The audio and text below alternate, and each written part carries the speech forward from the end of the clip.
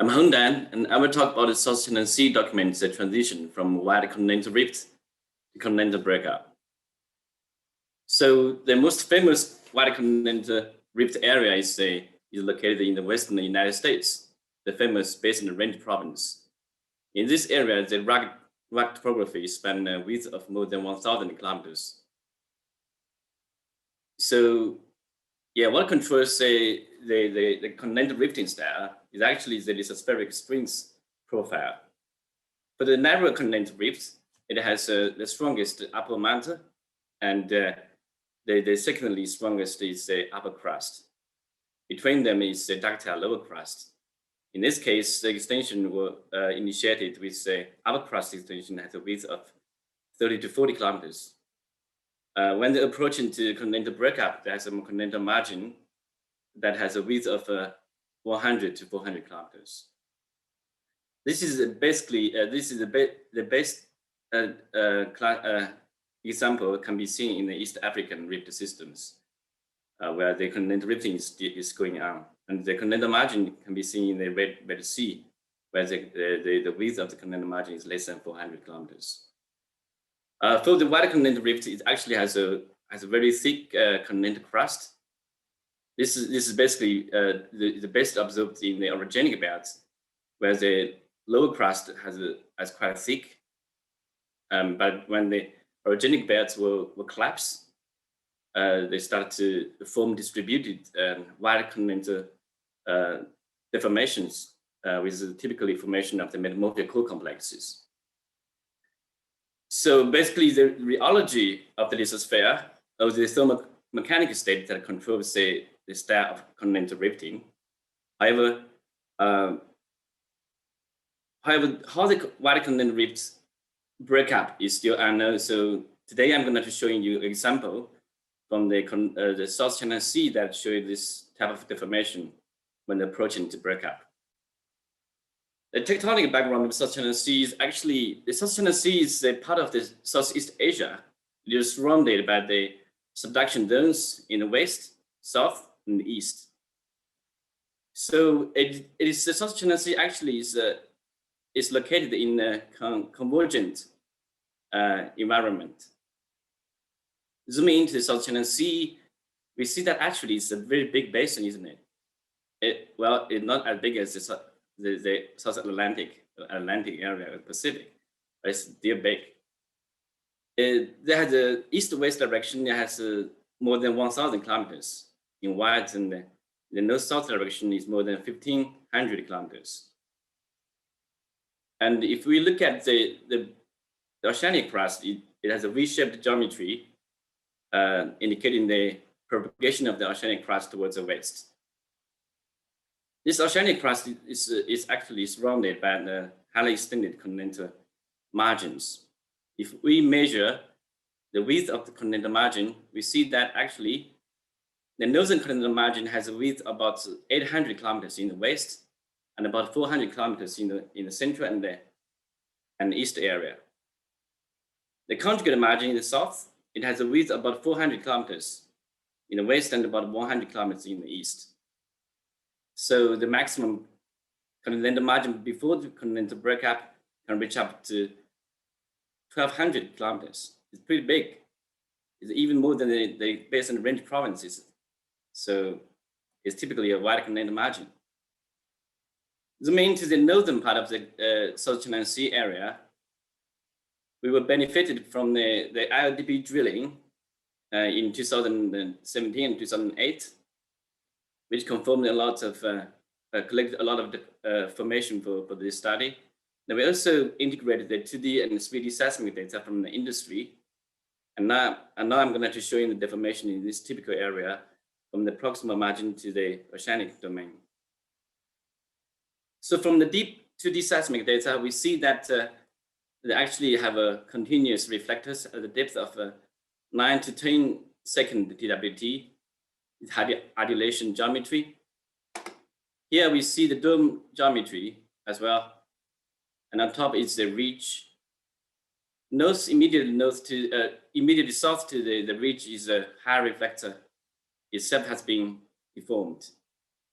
So we identified the moho and also the high reflector as a Lee-1 detachment fault. So now we zoom into this to this section line and pan through from the north to the south. We see that the high amplitude reflector. Here we see the dome geometry, and the ridge here we're showing the high amplitude reflector and the laminated reflector as well. On top is the rotated high wall block. Soon we transit to the oceanic domain. Here is a volcanic construct. So based on the observation, we interpret this 2D seismic line, and we see the adulation of the mole and the dome structures. Here the rotated fault blocks towards the north, and here is bounded by a breakaway point of the large detachment faults. On top of the detachment fault is a supra-detachment basin, and in high wall is a rotated block. And in a short distance, it becomes the oceanic domain. So now I'm going to show in the using the 3D seismic data to show in the detailed geometry of the high reflector that we think is a detachment fault. So from the using the depth attributes, in looking downwards 45 degrees towards the northeast direction, we see that the high amplitude reflector will folded and showing the corrugations that have the axis trending northeast. This axis, we also see the grooves, the slicking side of the delineations also trending north-south at a resolution that's very high. And we also see the surface itself was faulted by supra-detachment faults and folded by the east-west domes. Using the attributes, the geometry attributes, we again showing the corrugation of the detachment faults that have the axis of north-south direction, and the grooves that also trending parallel to the axis. Most extraordinary is that we actually see the boundaries of the intrusive that partly modified the detachment faults, indicating that the intrusions has been intruded later. Here again we see the boundaries of the intrusive. Okay, we see the grooves and the corrugations, and we compare it with the oceanic core complex, which has been detected by the high resolution multi-beam bathymetry data. Is showing the very similar lineations and corrugations in the mid-Atlantic ridge, where the slow spreading ridge that produced the detachment faults. So we think this surface actually is a detachment fault. And now we compare it with the natural exposures. In the Chile, we actually see that adulation of the grooves on a polished faults, and the corrugation, the grooves, although it's about 1 meter or 3 meters in width, it's much smaller than the ones that we see in the Lee-1 detachment faults. Again, it shows that the lineations on the detachment faults are similar, and it represents the slicking sides of the faults. So now we're going to show in a cross section in the eastern part of the 3D seismic data. We see that here there is a high reflector. That's a detachment fault, and above this is a supra-detachment basin. It has been faulted by secondary faults. Below the detachment fault is a series of tilted diapier-like geometry. We interpret them as magma. They verge towards the south, and it's wrapped by high amplitude reflectors. We think it's a passive deformation of the melanite shell zone, and all verge to the south, indicating they're flowing towards the southward or seaward direction. In the eastern part, in the western part of the 3D seismic data, we have a section showing the high amplitude reflectors that separate the supra-detachment basin and the basement. This is extraordinary because the fault itself has been faulted and have been arched in the middle of the section. The folding of the detachment fault is accompanied by the folding of the supra-detachment basin. Here we can see the strata has been domed and arched together with the secondary faults within the basin. In the footwall of the detachment fault, we see the homogeneous reflector that has them. We interpret them as magma, have the magma finger geometry as well. Below in that is the high amplitude reflectors that we think is the deformation of the Marinade shear zone. Then the attributes 10 minutes now. Yeah. The attributes also show the escalator folds below the magma. So we see the corrugations of detachment faults.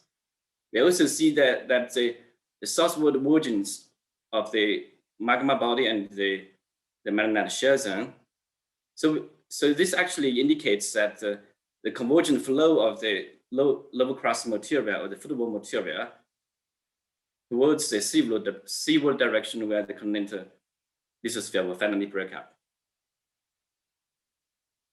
We again compared the observations we see in the distal continental margin of South China Sea to the co-complexes, where has been well studied in the Western United States.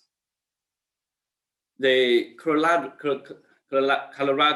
co-complexes in the Basin Range provinces, showing the corrugation of the detachment faults and the secondary faults in the hanging wall. In the fluid wall, it's very thick, ductile Marinade shear zone. In the cross section, it shows the tilted fault blocks and the arch of the detachment faults, which has been domed by the upward exhumation of the deep crust material, and this is accompanied by the intrusion of Pluton.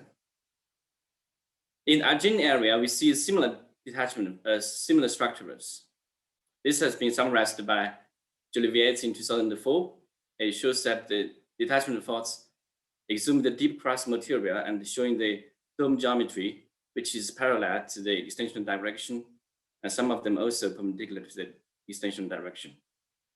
In the cross section, we see that the brittle upper crust will break, and in the foot wall with exhumation of the deep crust material and the extrusion of Pluton. So based on this observation and the comparison with analogs, we summarize the observation in the distal continental margin. We see that the detachment fault itself has a characteristic corrugations, and on the detachment fault itself, they have the grooves that indicates the sleeken sides of the transport direction of the hanging wall, and the detachment fault itself was intruded by Pluton, and in the fluid wall is the passive deformation of the Marinade shear zone, which has been verging to the south, or verging to the seaward direction, indicating the fluid wall flow of the ductile material in deep crust. So at the continental margin scale, in the proximal domain, we see tilted fault blocks, and this is bounded by a huge detachment fault that break up the upper brittle crust, and this exhumed the mid and the lower crust, where this was intruded by Plutons, and the Pluton were tilted towards the south, and this passively deformed the Marinade shear zone, indicating the southward flow of the deep ductile material. Further to the south, the crust were domed and then thinned, which finally will break up. So this is my talk. Thank you. Thanks a lot. Fascinating topic. We have time for a few questions. I know, Gianreto, you had one. Maybe you can fill the gap. Yeah, very interesting presentation. It's about the magma. can you explain actually why the magma is actually staying in the basement and does not actually be extruded? Because it's post-detachment, so it should be almost of the same age like seafloor spreading. Yeah, this is an interesting question, isn't it? Yeah. I think some part of the some of the magma actually is stayed within the basement, but some of them actually has been intruded within the basin. It's not we didn't focus on the magma within the basin. Actually, here we do see the sears and dikes in the basin area. Yeah, but yeah, it's right. And I think it's a big topic, isn't it, for the study of magma in the basement. Yeah, thank you very much. Yeah, thank you, Jared. There's another question by Marcos. Hi, very nice presentation. Thank you for this. And I would like to ask you, we have the corrugations in this detachment. However, in seismic profiles, we see that when we see along the deep direction of the fault, we also see that the plane is not planar, but has many culminations. How the corrugations of the detachment allow the so much bedding culminations vertical to it. If we stretch something in one direction, how in the vertical, in the perpendicular direction, we have culminations, as we see in seismic profile. Sorry, could you just make it short? I cannot follow. Okay. Perhaps I have to. Okay. If we have a plane, you see my hand. Yeah. Okay, and we have corrugations like that. Yeah. In seismic profiles, we see the opposite. We see in this direction some abnormalities. Yeah. So how the stretching that exists along the detachment allows these abnormalities along the detachment fault as we see in the seismic profile, or it is apparent to my view? Yeah, this actually is a very good question, isn't it? Because from our observations, we see. And to complete my question, what is the stress regime that dominates the area while this detachment is functioning?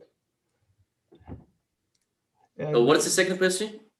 What is the stress regime that facilitates the detachment, the activation of the detachment? Do you have any data about this, the stress regime in the area? Okay. The first question. Can I just start from the first one? Yes. Yeah. Sorry. Actually, here we see the domes here is perpendicular to the axis of the corrugation. We actually well, in here we don't have enough time to talk about this, but we constrain the time. Actually, the east-west dome formed after the detachment fault, so it's a post-detachment fault. So it deformed, as you can see that actually the lineations here and here, which indicates that they formed after the formation of the lineations. So what we think in this particular area, it started with the simple shear, which moving the high wall away from the foot wall, and then the magma activity here started to intensify, and it shoot upwards and deformed the detachment fault, which has already been formed. Okay. And that's what my first question answer. The second one is from the lineations of the detachment fault and the structural patterns in the northern South China Sea, we think that it's north-south extension. But I don't know if we have time. And No, actually not. I think I have to cut you off. If you want more info, then write an email to Hongdan. Okay. Yeah, Thank yeah, you very please. much. Sorry. But there's another question that I'd like to hear Hongdan's answer to by John Maya Munoz. Do you ask the question yourself? Yeah. Hi. Yes, I would like to know about the role of the inheritance in the area. It means shear zones that might control these detachment faults, as we can see in other places. So did you map some shear zones in the proximal domain that can continue to this necking zone? No, unfortunately not. I've not had much time to. I think it's a very interesting topic, isn't it? Yeah, but unfortunately, I didn't do this at this moment.